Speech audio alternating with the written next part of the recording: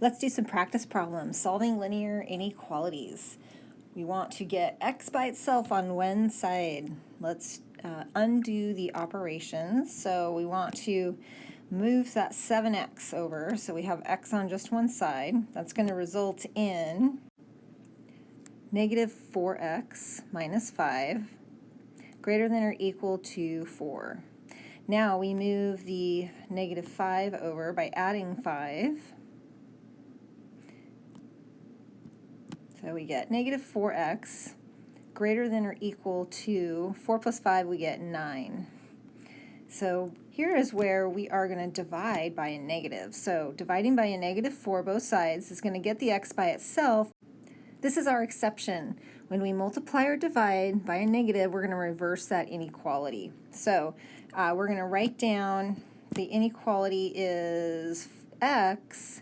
We're going to flip that greater than or equals, so it's a less than or equal to negative 9/4. Okay, that is the solution set in inequality form. We want to write down the solution set in interval notation. So we have x less than negative 9.4, so that means that our larger value is negative 9 divided by 4. Our smaller value is negative infinity, which we know isn't really a value, it's just an idea. So it goes from negative infinity to negative 9/4. It includes that negative 9/4, so we use a bracket, and we always use a parenthesis for infinity or negative infinity. All right, so those are the two ways we can represent that solution, x less than or equal to negative 9/4 and the interval negative infinity up to and including negative 9/4. So here we have one that has fractions, and we want to clear those denominators. This time we have 3 denominators, so we're going to multiply by all 3. So we've got a 3, a 2, and a 4. So we're going to multiply by all 3 of those, both sides. So 3 times 2 times 4, and then we'll distribute if necessary and then cancel. So if we multiply the negative 1/3 x, the 3 will cancel with that denominator, and we are left with 2 times 4 times a negative 1, and then x. It's greater than, distribute 3 times 2 times 4 to that 1/2. The 2 is going to cancel, so we're going to be left with 3 times 4 times x. And then distribute the 3 times 2 times 4 to the negative 1/4. The 4's cancel, and we're left with minus 3 times 2.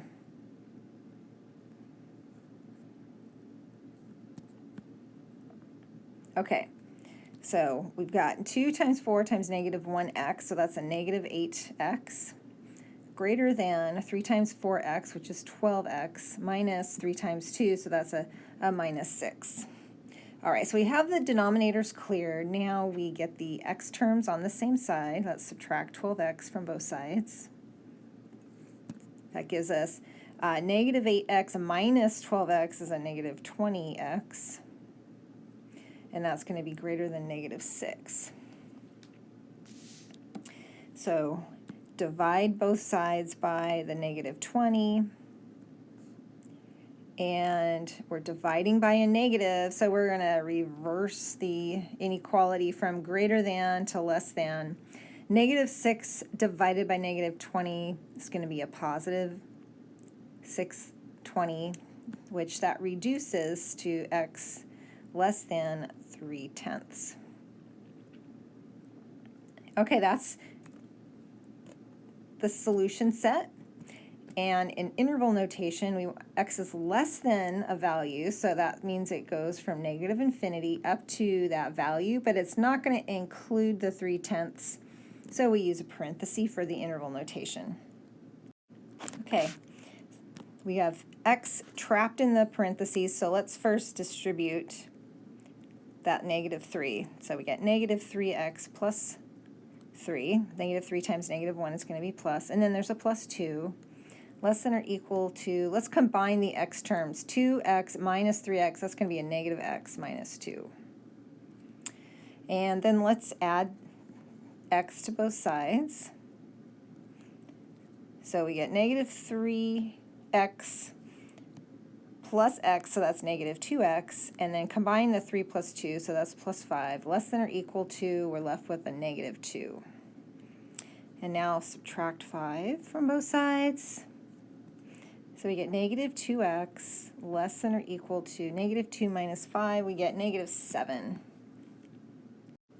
Divide by negative 2. Again, we're dividing by a negative, so when we go to that next step of x, we flip that inequality. It's negative 7 divided by negative 2, we get a positive 7 halves. Positive 7 halves. So x greater than or equal to 7 halves. Interval notation, this time x is greater than 7 halves. So 7 halves is the smaller number. It's included because it's greater than or equal to, so we use a bracket, and then a comma, and then our largest thing, well, it goes to infinity. It has no bound, so we go to infinity for that larger thing and use a parenthesis. Here's another one with fractions and denominators. So we are going to multiply to get rid of those. So let's figure out what we need to multiply by. So we have a 7 and an 8 and a 14. Well, the 14 is 7 times 2. The 8 is 4 times 2.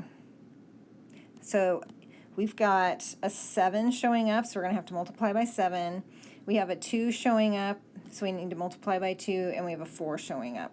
That takes care of all of the factors that are in those denominators. So we're multiplying by 4 times 2 times 7, both sides.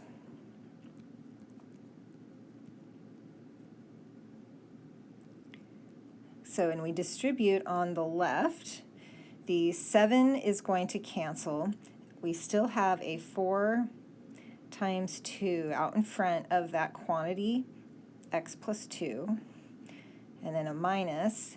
When we distribute with x plus 2 over 8, the 2 and the 4 are going to cancel, right? 4 times 2 is 8, so that will cancel with that 8 in the denominator, and we're left with 7 out in front of that quantity x plus 2. And then we have the less than 1. And the 2 and the 7 are going to cancel with the 14, and we're left with a 4 times that 1. Okay, so now we can distribute, or, well, let's take one more step. 4 times 2 is 8, so 8 times x plus 2 minus 7 times x plus 2. Less than 1 times 4, which is 4. Now let's distribute. 8x plus 16 minus 7x minus 14 less than 4. Combining our x terms and the 16 and the negative 14, we get x plus 2 less than 4. Subtract 2 from both sides. We get x less than 2. So there is our answer in inequality form. In interval notation, we have x less than some value 2, so we're going from negative infinity up to but not including 2, so we use a parenthesis. So here's one of those ones where we've got two inequalities and the variable shows up once in between. So we can undo the operations around the x. We just need to do it to all 3 parts. And so the 3 parts are the negative 1, this middle part 4x plus 2, and the 18. So let's start off by subtracting 2. We just need to subtract 2 from here and here. That's going to give us negative 3 less than 4x less than or equal to 16. Now we want to divide by the 4. So as long as we divide the 16 by 4 and the negative 3 by 4, that gives us negative 3/4 less than x less than or equal to 16 divided by 4 is 4. So that is our solution in inequality form. In interval notation, our lower value is -3/4. That just has a less than, so that's going to be a parenthesis. The larger value is 4. It has a less than or equal to, so it gets a bracket. This one also has 3 parts, but it has the variable showing up in all 3 of those parts, so we actually have to break this into 2 separate inequalities. We're going to break it up into that piece and break it up into that piece and solve those separately. So let's take 2y less than 3 minus 2y, and then we're also going to take 3 minus 2y less than 9 plus y. Okay, so we have 2 inequalities to solve here. All right, so let's add 2y to both sides. We get 4y less than 3, divide by 4, and y is less than 3/4. Now let's look at our other inequality. If we subtract y from both sides to get the y's together, we have 3 minus 3y less than 9. Subtract 3, -3y less than 6, divide by -3.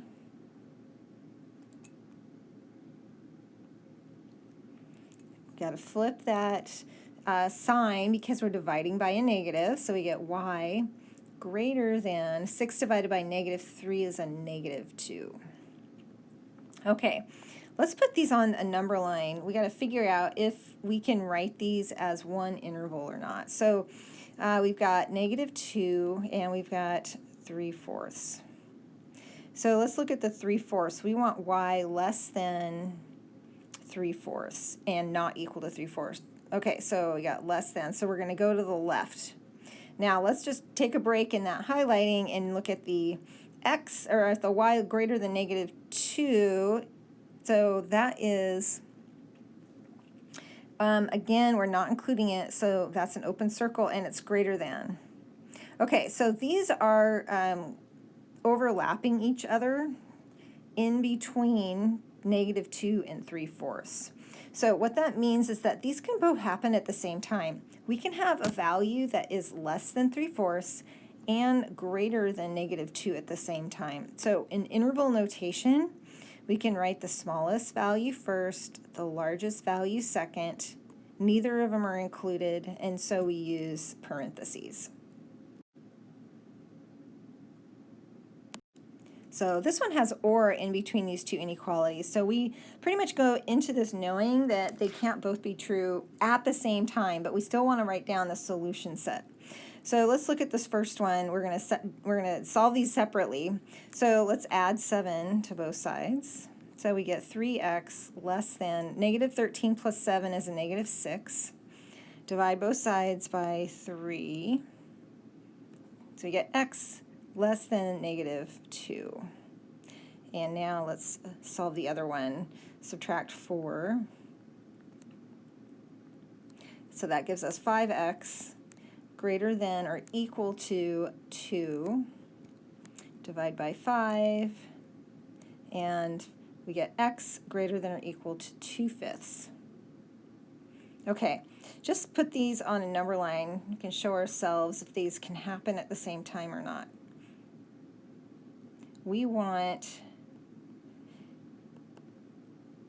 x to be less than -2, so not equal to -2, so open point, and less than, so we go to the left, we go to -infinity over here, and we want greater than or equal to 2/5. So we include the 2/5, but it's greater than, so we go to the right. So we see that those don't overlap, so they can't happen at the same time. So we're going to need 2 intervals to stand for that.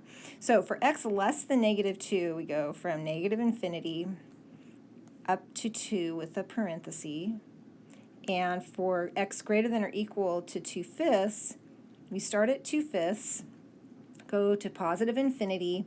2/5 is included, so we use the bracket. And to connect those, we use a U. So remember that that just stands for union in this kind of the set theory talk, which we're not really going to talk about that, but that is why we put a U in between there. It's saying we want both of these things to include the solution. They just can't happen at the same time. It could be either less than 2 or greater than or equal to 2/5. Okay, we want to watch out for these really simple ones. We want to get the x's all on one side, so let's subtract x. And what happens if we subtract x from both sides? We're left with no x's, and we end up with a statement that says x less than 2. Well, this is not true. 10 is not less than 2. So that means there is no solution to this inequality. Or we can say it does not exist.